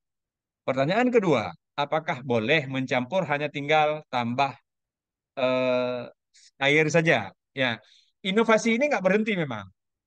Inovasi terus berlanjut. Itu sama seperti kita makan kue instan. Kue instan itu ada kue yang memang langsung bisa kita makan, ada kue yang harus diproses sedikit aja langsung bisa kita makan. Ada kue yang harus diproses dari awal. Nah, kalau memang pekerjaan konstruksinya dengan beton jumlahnya kecil dan komposisi ini sudah ada dijual, ya kenapa tidak? Ini tentu inovasi dari pemasok material, dalam hal ini material beton. Mungkin ada beton yang sudah dikemas, komposisi semen dan pasirnya sudah diatur demikian rupa sehingga tambah air saja. Ya silakan aja. Cuman apakah sudah ada yang menjualnya? Saya juga nggak bisa berkomentar. Tapi rasa-rasanya sulit karena kenapa? Ketika semennya sudah ya dibuka packingnya, dia akan terkontaminasi dengan udara, dia lebih besar peluangnya untuk mengeras. Tetapi mana tahu ada produksi semen yang memang semennya sudah bercampur dengan pasir dan kerikil, tinggal nanti tambah air aja. Kemudian di packing dengan bagus, ya kenapa tidak? Tapi dalam jumlah yang bagaimana? Apakah ada dalam jumlah banyak atau hanya jumlahnya kebutuhan sedikit. Kalau kebutuhannya sampai dengan 100 kubik, apakah ada yang menjual seperti itu? Nanti kita buka satu-satu. Nah, tentu kenapa batching plan itu ada juga demikian. Ada juga sekarang yang memang langsung batching plan, ada juga yang batching plan manual. Pengadukannya ada di mesin pengaduk, truk mixer, dia hanya memasukkan beton, semen dengan pasir dan kerikil. Nah, kemudian baru ditambah dengan air di truk itu yang dicampur. Ada juga. Nah, demikian. Baik, artinya Pak Samsunan itu merupakan tanggung jawab mutlak dari konsultan pengawas ya Pak, kalau Ya, untuk mutu pekerjaan konstruksi ya Pak ya. ya. Oke, baik Pak Samsunan, ini ada pertanyaan lagi dari, nggak ada namanya, ada nomor teleponnya saja ini. Izin bertanya Pak Samsunan, standar pembuatan benda uji beton per berapa kubik beton dan berapa jumlahnya? Kemudian pertanyaan kedua Pak, dari Pak Agus Kurniawan. Agus Kurniawan lagi ya. Apakah interaksi dan komunikasi antara PPK dan penyedia akan lebih baik jika melalui konsultan pengawas saja, mengingat keahlian konsultan pengawas yang lebih ahli dalam hal teknis? Silakan Pak Samsunan. Pertanyaan yang pertama, Pak. Standar Oke, pembuatan baik. benda uji beton, berapa jumlahnya? Ya, standar pembuatan benda uji beton itu eh, dalam beton 10 kubik. Karena sekarang ini kan kalau dulu dalam 10 kubik itu bisa diambil 3 sampel benda uji. Diambilnya secara acak. Tetapi dewasa ini juga berkembang dengan batching plan. Kadang-kadang satu truk mixer itu diambil satu atau dua benda uji, diambil secara acak. Nah, ini eh, tingkat probabilitas yang menjadi pengaruhnya. Apakah pencampuran pertama dengan pencampuran ke-10 masih dengan campuran yang sama? Kadang-kadang faktor letih operator juga akan berpengaruh. Ini tentu konsultan pengawas dia akan memutuskan ini perlu diuji. Makanya saya sering sampaikan ke konsultan pengawas, pan diuji pun perlu diatur seninya oleh konsultan pengawas. Kalau diambil dalam per 5 kubik misalnya, nanti dalam per 20 kubik misalnya. Ini kubik truk pertama dengan truk ke-20 itu bagus, ya, yang lainnya terabaikan. Nah, oh ini ambil. Nah, makanya disebutkan dalam SNI itu diambil secara acak. Normatifnya itu dalam setiap 10 kubik itu diambil 3 sampel. Tetapi untuk pekerjaan konstruksi yang dengan jumlahnya yang kecil, nggak bisa juga. Ini harus menunggu 10 kubik dulu kalau kurang dari. Nah, ini juga sangat tergantung lagi kepada eh, ngecor pagi dengan ngecor siang. Posisinya berbeda, kondisinya berbeda. Ini lagi-lagi pengambilan sampelnya. Makanya pengambilan sampel ini juga sangat bervariatif. Nah, paling paling paling paling sedikit kalau dalam 10 kubik itu diambillah tiga, tiga, tiga benda uji. Kenapa harus tiga? Karena kalau satu dua benda uji, kalau hasilnya terlalu jauh tidak ada sebagai pembanding. Makanya diambil minimalnya tiga. Yang kedua tadi apa ya? Oh, komunikasi. Ya, kalau berbicara masalah komunikasi, memang eh,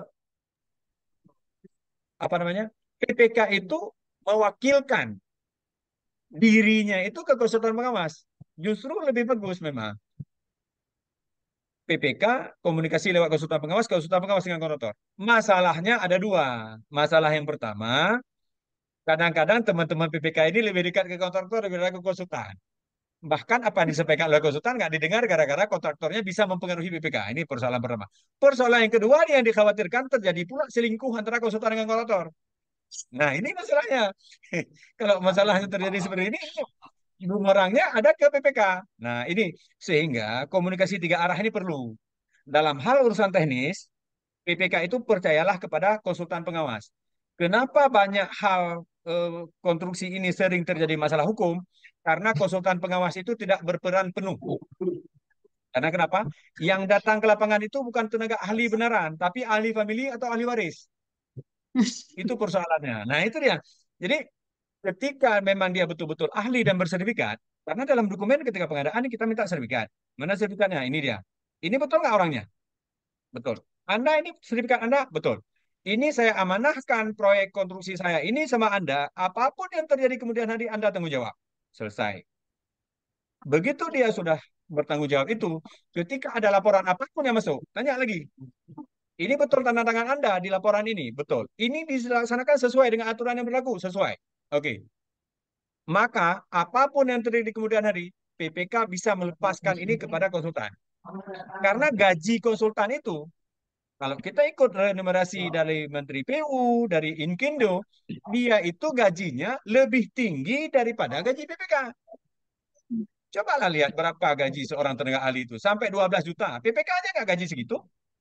Ini masa gaji PPK yang hanya 3 juta, konsultan sampai 12 juta gaji. Ketika persoalan hukum terjadi, ketika masalah mutu tadi, PPK yang tanggung jawab. Padahal PPK nggak punya ahli ke situ. Nah, jadi komunikasi memang lebih bagusnya urusan teknis percayakan kepada konsultan. Tetapi komunikasi tiga arah ini perlu. Karena kenapa? Jangan sampai yang pertama kita terlalu dekat dengan kontraktor sehingga kita mengabaikan konsultan, atau kita terlalu jauh dengan kontraktor. Kontraktor tinggal lebih konsultan aja. Ini bahaya juga. Makanya ada tripartit tadi. Setiap rapat-rapat itu ada tripartit. Makanya ada rapat itu yang rapatnya rapat antara kontraktor dengan konsultan aja, tetapi ada rapat yang harus hadir PPK-nya juga. Kalaupun ada rapat kontraktor dengan konsultan, ada wakil dari PPK yang hadir. Apakah tenaga teknis, apakah PPTK, dan lain sebagainya. Mungkin demikian. Baik. Jadi memang tanggung jawab mutlaknya itu tetap harus di konsultan pengawas ya Pak sebagai Ya, yang mengendalikan teknis lapangan ya Pak Samsunan. ya, tapi harus dipastikan bahwa ahlinya itu benar-benar ahli, jangan ahli famili. Ya dibuktikan dengan sertifikatnya tadi ya Pak ya. Ya, Sertifikat betul. keahliannya tadi ya Pak. Oke, terima kasih. Pak, ini ada pertanyaan lagi Pak dari Pak Lukas. Izin bertanya, di suatu daerah hanya ada pasir laut di mana dituntut pembangunan gedung. Apakah diperbolehkan menggunakan pasir laut untuk struktur gedung? Itu pertanyaan pertama, Pak. Saya, iya, silakan. Ya, lanjut pertanyaan kedua, Pak, dari Pak Saipul. Izin bertanya, sebaiknya untuk pengganti uji cor drill untuk beton yang lebih safety. Nah, oke. Kemudian pertanyaan ketiga lagi, Pak, dari Pak Saipul. Oh, lanjutan rupanya, Pak. Saya bacakan lagi. Izin bertanya, sebaiknya untuk pengganti uji cor drill untuk beton yang lebih safety karena pemeriksaan di pemerintahan setelah konstruksi selesai. Wah, banyak pertanyaan nih, Pak. Baik, dua pertanyaan dulu, Pak. Itu, Pak. Silakan dijawab, Pak. Ya, karena ada dua pertanyaan tadi. Pertanyaan pertama jadi, nah, penggunaan Jadi pasir ini dulu, laut. Pak. Pasir laut ya, Pak, untuk pembangunan Ya, gedung, struktur gedung. kalau pasir laut saya pastikan itu tidak bisa digunakan untuk beton. Yang pertama, bukan pasir laut. Kalau pasir saja tanpa ada kerikil, itu beton itu akan membutuhkan semen yang terlalu banyak. Dan kekuatan sebenarnya ada di kerikil. Pasir itu hanya pengisi rongga-rongganya saja. Kalau kita isi pasir semuanya, kita bisa bayangkan berapa jumlah semen yang dibutuhkan untuk membalur semua partikel-partikel pasir itu. Itu kalau pasir.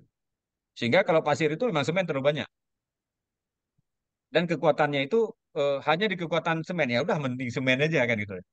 Yang kedua, pasir laut. Kalau pasir laut ini dia bahayanya terhadap korosi karena dia mengandung unsur garam. Garam. Itu persoalan berikutnya.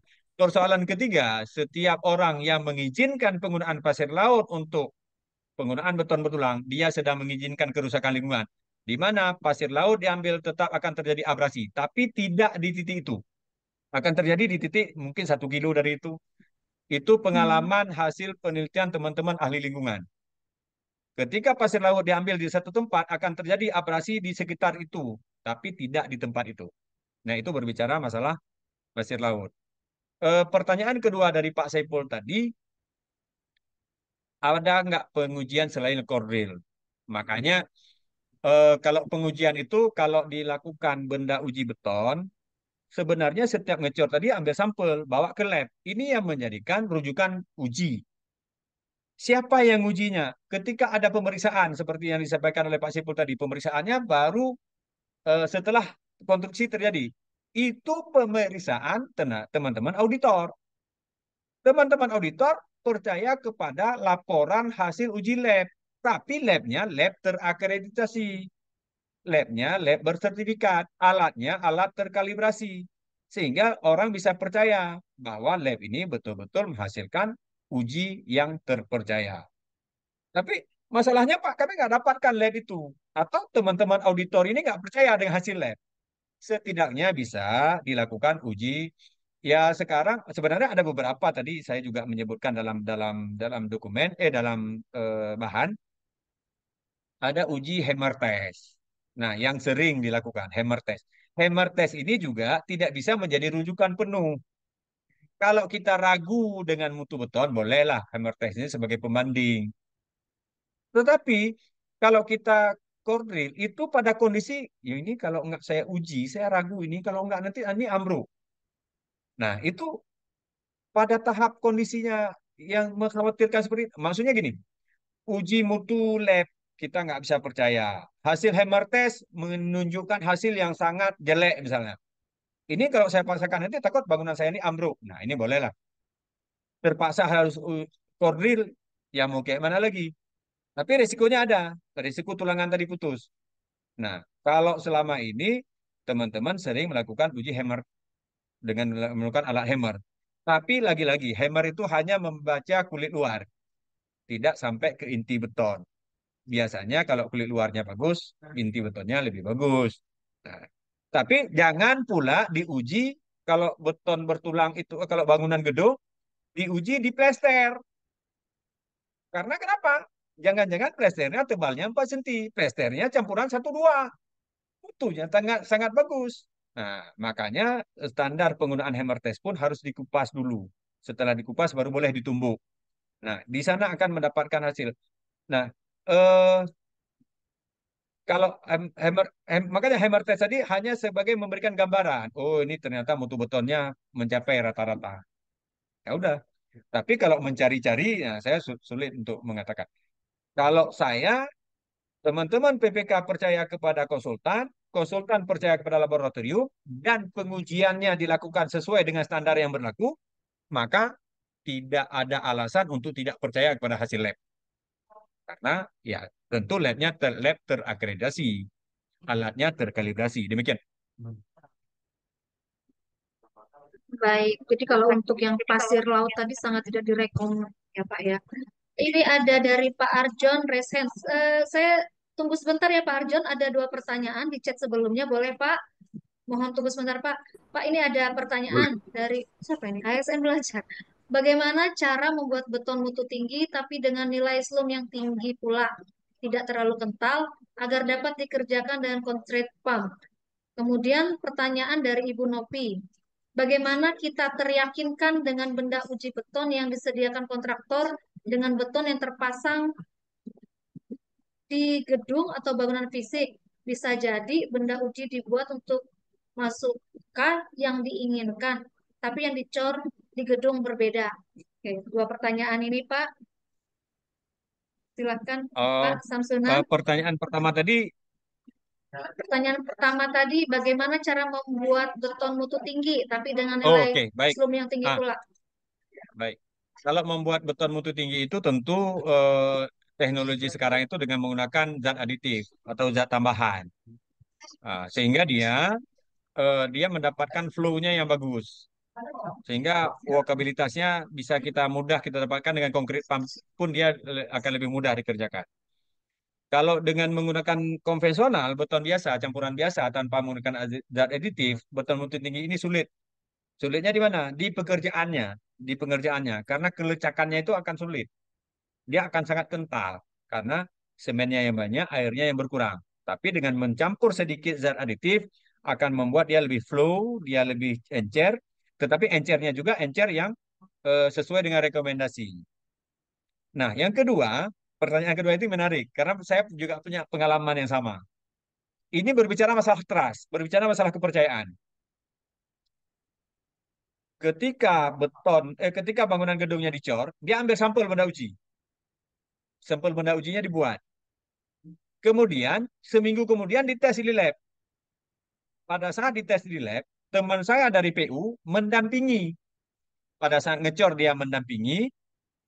Pada saat dites di lab, saya juga mendampingi. Setelah diuji, mutu betonnya itu sampai hasil uji.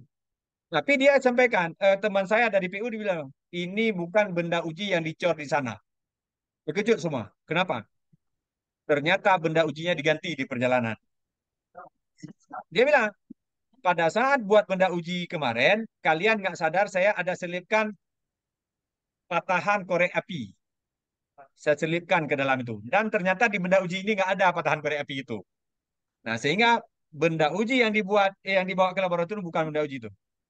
Nah, ini teman-teman PPK, kadang-kadang kalau ada pun perwakilan dari PPK di lapangan, belum tentu juga bisa dipercaya. Tapi intinya tadi konsultan, konsultan yang bertanggung jawab. Konsultan yang bertanggung jawab, benda ujinya itu mulai dari dicor pada saat mengecor beton yang sama, kemudian dibawa pun dia harus mendampingi sampai dengan pengujiannya. Ma, eh, Kalaupun di luar dari itu sempat juga dicuri, nah ini memang sangat sangat dia mencari cara. Nah, terakhirnya kita kembalikan mutu beton di lapangannya itu. Karena mutu beton di lapangan juga kita bisa lihat dari performa betonnya. Lihat dari wajah betonnya saja udah tahu kita bahwa beton ini bagus, beton ini kurang bagus. Nah, ini tentu teman-teman konsultan bisa juga memprediksi ini kok terlalu jelek. Nah, kalaupun jelek mutu beton itu tidak semuanya juga harus di apa namanya di reject atau dibongkar atau ada berbagai macam tahapan yang harus dilakukan untuk mempertahankan konstruksi itu. Itu diatur dalam SNI 2847 di pasal 27 itu memang khusus membicarakan masalah pemeriksaan beton existing. Nah, demikian. Oke, baik.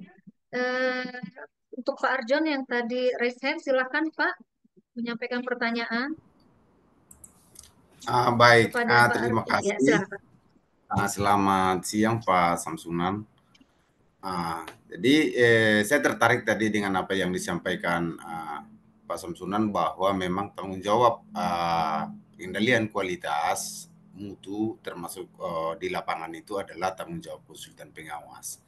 Dan sebenarnya kalau kita rujuk dengan remunerasi mereka berdasarkan Permen PU ataupun berdasarkan uh, keputusan ataupun Inkindo merujuk ke sana kan sangat-sangat luar biasa dibandingkan dengan PPK. Tetapi dalam hal ini, kalau misalnya kita melihat kasus-kasus yang terjadi di beberapa daerah, bahkan mungkin di pengalaman-pengalaman ataupun informasi yang kita dapat, bahwa sasaran pemeriksaan itu sebenarnya ketika tidak tercapai kualitas itu, ya ini jadi diarahkan seolah-olah memang mutlak menjadi tanggung jawab PPK ataupun KPA yang dalam hal ini mengakibatkan pembayaran melalui uang negara. Jadi maksud kita, harapan kita, bagaimana menurut Pak Samsunan apa yang menjadi dokumen pendukung ataupun suatu apa ya semacam kesimpulan yang menyatakan bahwa ketika kita suatu saat misalnya ataupun pengalaman-pengalaman itu harusnya bisa diyakinkan melalui auditor ataupun misalnya penyidik ataupun misalnya PH bahwa ini benar-benar loh tanggung jawab konsultan pengawas, karena memang secara pendelegasian dan penugasan memang ya karena keterbatasan kita dengan segala sumber dayanya, makanya kita sampaikan ataupun kita guide mereka untuk memperpanjang sebagai perpanjangan tangan selaku PPK. Mungkin itu mohon arahannya seperti apa kira-kira Pak Samsunan. Terima kasih. Baik, terima kasih Pak John. Izin Bu Merta, kalau merujuk ke aturannya, kita bersandar pada Undang-Undang Nomor 28 tahun 2017 tentang jasa konstruksi, di mana dalam Undang-Undang Jasa Konstruksi itu jelas pendelegasian keahlian itu kepada konsultan. Bahkan turunannya, Peraturan Pemerintah Nomor 22 tahun 2020 tentang peraturan pelaksanaan Undang-Undang Nomor 28 tahun 2002 juga memberikan lebih rinci lagi. Bahkan revisi dari PP nomor 22 tahun 2020 itu dalam PP nomor 14 tahun 2021. Itu justru lebih rinci lagi tugas dan tanggung jawab konsultan. Nah, ini menjadi rujukan kita. Kenapa kita percaya kepada mereka itu?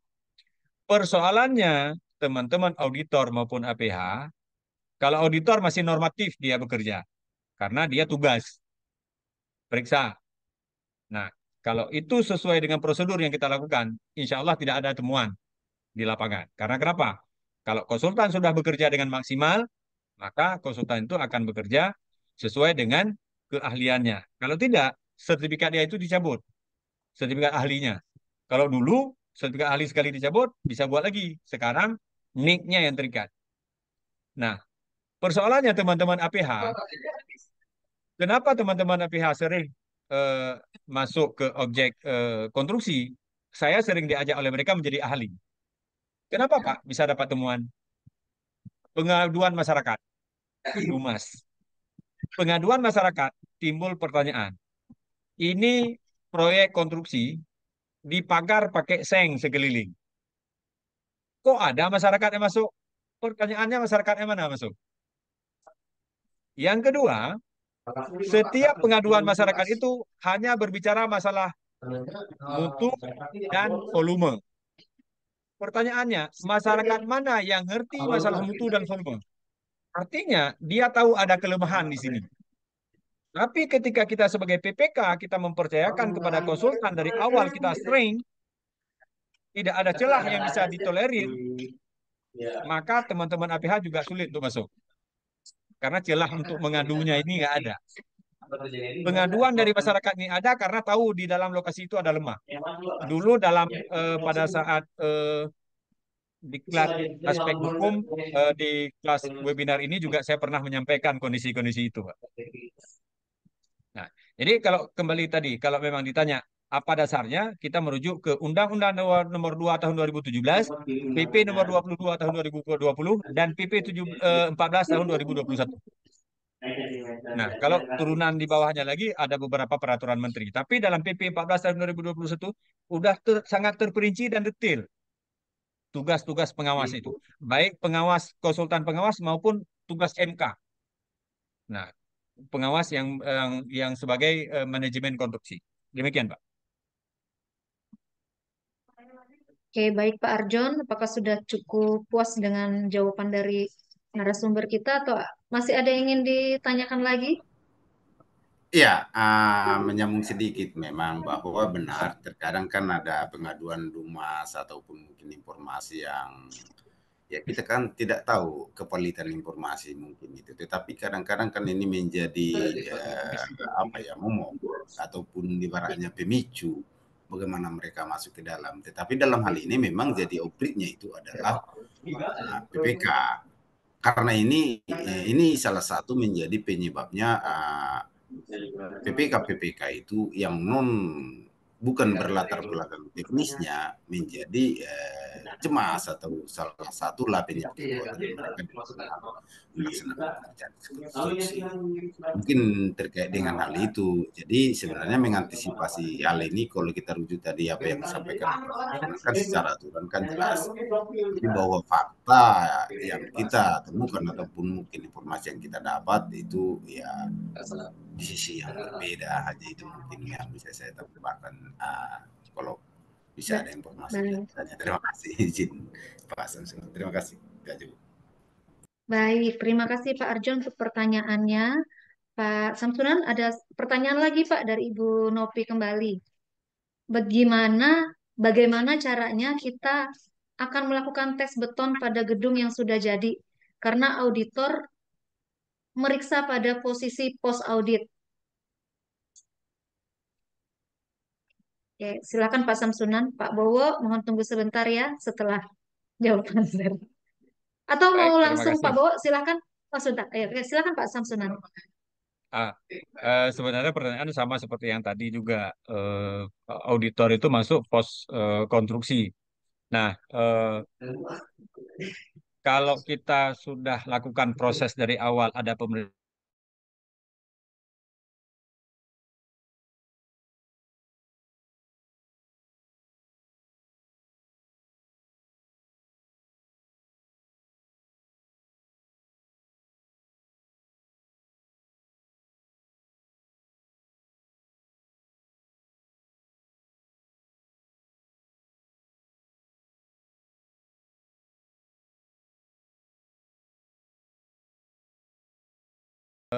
teman-teman auditor bahwa konstruksi ini sudah dibangun sesuai dengan standar.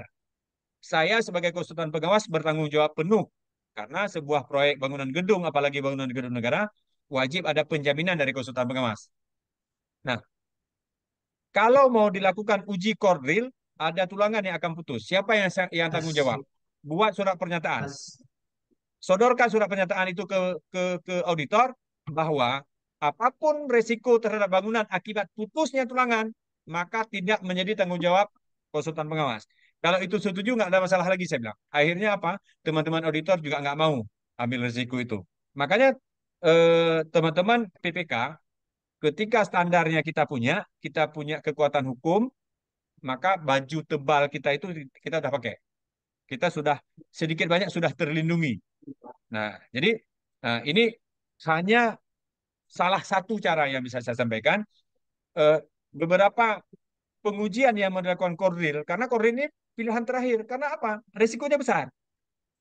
Tulangannya putus itu besar risikonya. Tulangan yang tadi 16, kalau satu putus. Putusnya dua, timbal balik. Karena begitu dibor dia tembus. Sebelah sini kena dua, sebelah sana kena dua. Jadi kekuatan bangunannya itu siapa yang tanggung jawab? Nah, ini mungkin salah satu. Ya tentu dia sudah bisa meyakinkan bahwa mutu betonnya itu sudah sesuai dengan spek yang berlaku. Dia berani menantang seperti itu karena dia yakin bahwa tidak ada yang loss mulai dari perencanaannya, mulai dalam tahap perencanaan campuran betonnya sampai dengan selesai itu dia sudah bisa menjaminnya. Demikian, Pak. Baik, terima kasih. Pak Bowo Budiarso, kami persilakan untuk menyampaikan pertanyaan. Pak Bowo. Ya, makasih Bu Mita. Pak Samsunan, izin bertanya Pak, terkait rujukan perencanaan beton bertulang jika PBI 1971 tidak update, yang menjadi rujukan aturan terbaru apa Pak ya? Terus kemudian yang kedua terkait desain gedung sederhana. Kriterianya seperti apa gedung sederhana dibanding gedung yang tidak sederhana? Apakah berdasarkan biayanya atau konstruksinya atau bagaimana? Makasih Pak. Oke, baik. Makasih Pak Bowo. Izin Bu Merta. Pertanyaan pertama tadi, kalau standar untuk beton sekarang ini merujuk ke SNI 2847. SNI 28 2847 itu 2847. ya. Karena dari NI 71 itu berubahnya menjadi PBI, PBI 71. Dari PBI 71 kemudian berubah menjadi SNI 03 eh, ada tahun 99. Ya, tahun 99. Kemudian berubah menjadi SNI 2847 tahun 2022.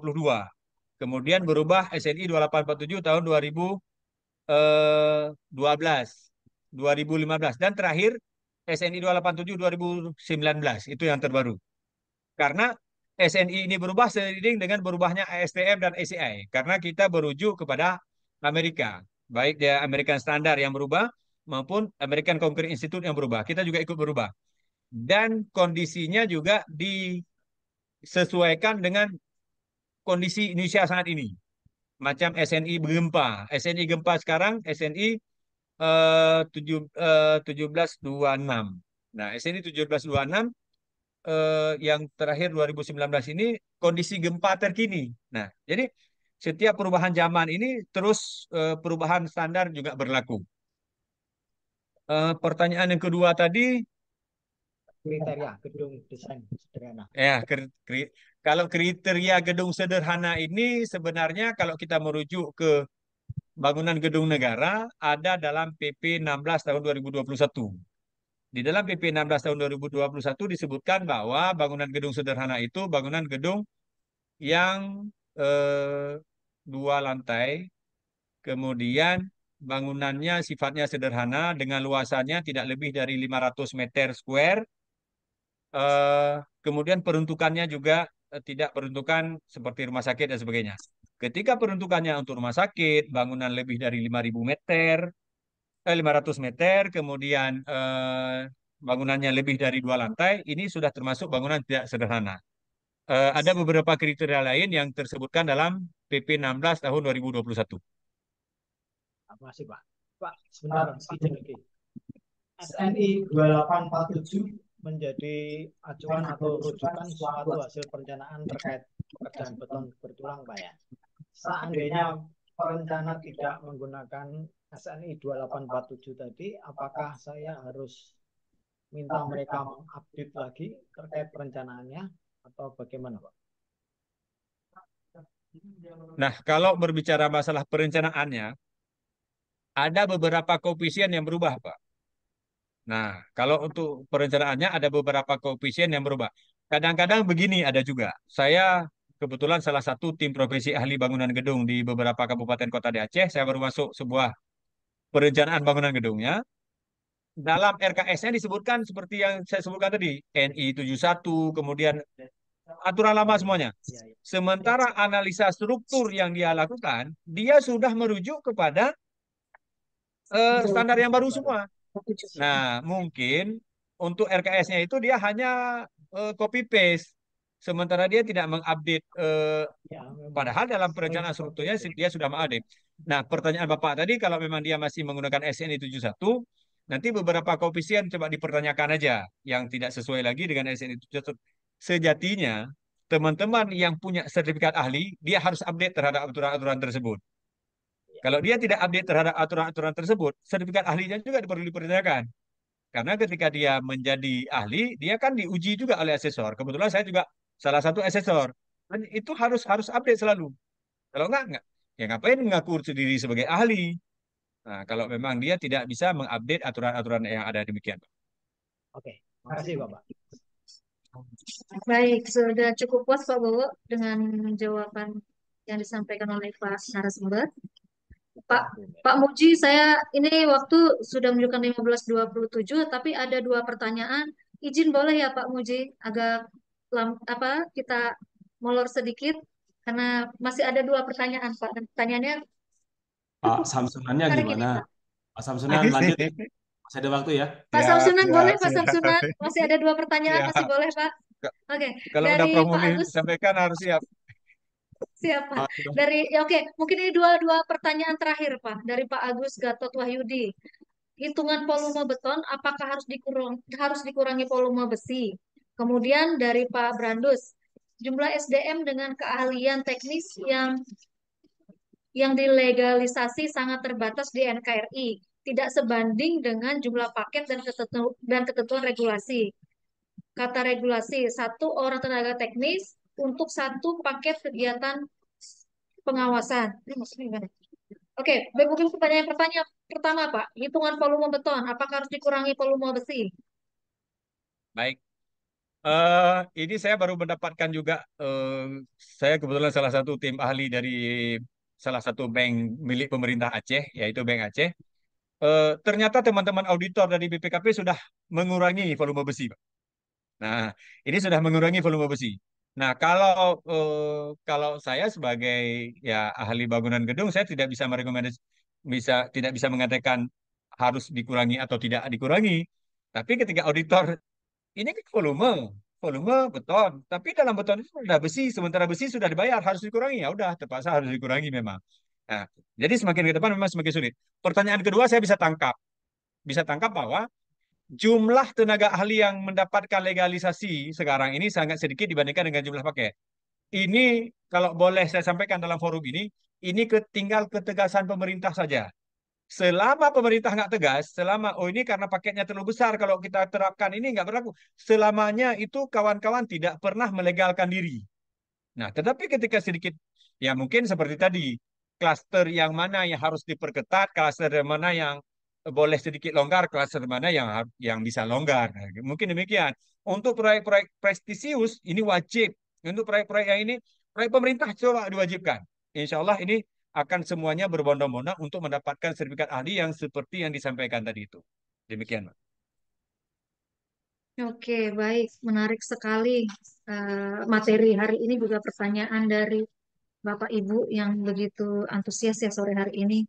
Mungkin nanti izin Pak Muji mungkin dibikin sesi kedua mungkin ya, Pak narasumber. Baik, Bapak Ibu sekalian, mengingat waktu kita sudah menunjukkan tepat pukul 15.30, sesuai dengan jadwal yang sudah diberikan. Sebelum kita menutup kegiatan webinar kita sore hari ini, eh, kita ingin mendengarkan mungkin eh, closing statement dari Pak narasumber. Pada Bapak, saya persilakan untuk memberikan closing statement, Pak, sebelum kita tutup acara ini. Oke, baik, terima kasih. Yang pertama sekali saya ucapkan terima kasih kepada Pak Muji Santosa, teman-teman, ada Prof. Muklis juga yang kembali mempercayakan saya sebagai salah satu narasumbernya. Berbicara masalah bangunan gedung tidak akan pernah habis-habisnya, karena yang pertama sekali bangunan gedung itu tumbuh ke atas bukan ke samping. Yang kedua, elemen konstruksi bangunan gedung itu rata-rata terbuat dari beton bertulang, yang beton bertulang itu sendiri sumber materialnya kita yang cari, kemudian prosesnya kita yang buat, semuanya kita yang lakukan, maka standar dan ketentuan yang berlaku diikuti akan membuat jaminan bangunan gedung itu menjadi lebih andal dan tidak akan berdampak baik secara keandalan struktur bangunannya maupun dampak secara hukum. Apalagi kita teman-teman di pengadaan barang dan jasa pemerintah ini, bangunan gedung ini sangat rentan terhadap pemeriksaan-pemeriksaan, maka siapkanlah seluruh dokumen, baik dokumen perencanaannya sampai dengan dokumen pelaksanaan pemanfaatan. Mungkin itu saja yang bisa saya sampaikan. Saya ucapkan terima kasih. Assalamualaikum warahmatullahi wabarakatuh. Baik, Waalaikumsalam. terima kasih, Pak. Waalaikumsalam. Baik, teman-teman sekalian, sebelum saya tutup, saya juga mempersilahkan kepada Pak Muji Santosa untuk memberikan closing statement juga pada sore hari ini. Pada Pak Muji, kami persilahkan. Terima kasih Bu Mirta, Pak Samsunan ya atas presentasi hari ini. Kita harus tetap belajar terus mengenai konstruksi bangunan gedung dengan peraturan-peraturan yang berlaku. Semoga kegiatan kita ini selalu bermanfaat. Itu aja Bu Mirta, silakan lanjut. Siap, terima kasih Pak Muji. Baik Bapak Ibu sekalian, demikianlah rangkaian kegiatan webinar kita pada sore hari ini yang kita mulai tepat tadi pukul 14, sekarang sudah menunjukkan pukul 15.32. Kami ucapkan terima kasih kepada Pak Muji, juga kepada Pak narasumber, Pak Samsunan, terima kasih banyak. Mudah-mudahan di lain waktu dan kesempatan kita masih bisa bertemu kembali dengan materi yang sama maupun yang berbeda. Pada Bapak Ibu sekalian, saya ucapkan terima kasih. Saya juga mohon maaf apabila ada kata saya yang mungkin kurang berkenan. Juga mungkin ada pertanyaan Bapak Ibu yang mungkin belum dapat tersampaikan di forum ini. Tapi mudah-mudahan untuk selanjutnya kita tetap menantikan webinar dengan materi yang sama, sehingga pertanyaan-pertanyaan tadi mungkin lebih bisa diperkaya dan menambah wawasan kita ke depan. Terima kasih saya ucapkan. Selamat sore. Assalamualaikum warahmatullahi wabarakatuh. Salam sehat, salam pengadaan. Terima kasih.